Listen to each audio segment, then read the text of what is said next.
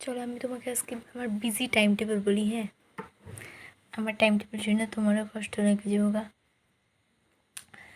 সকালবেলা উঠো 5টার দিকে, উঠা রেডি বেডি হও, কারণ স্কুলটা তো অনেক দূরে। 7:30টার দিকে বাসে উঠতে হয়, 8:30টায় গিয়ে পৌঁছাই। 8:30টায় পৌঁছানোর পরে কনস্ট্যান্টলি 20 মিনিটের ব্রেক মাঝখানে 2:45 অবধি ক্লাসেস হয়। 2:45 থেকে 3টা বেজে যায় গাড়িতে উঠতে উঠতে, 4টা বেজে যায় বাড়ি আসতে আসতে। বাড়ি এসে ভাত খাও, ভাত খাইতে খাইতে বেজে যায় আমার 5টা। সব কিছু ঠিক কইরা 5টা বেজে যায়। তারপর আমার পায়ে যায় ঘুম, আমি ঘুমাম, না আমি পড়ুম, না আমি কী করুম আমি জানি না।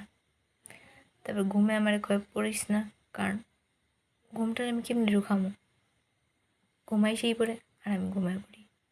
তারপর আমার পড়া কমপ্লিট হয় না। তারপর আমি রাত্রেবেলা উঠি, ভাত খাই, ঘুমাই, সকালবেলা সেম ডিউটি।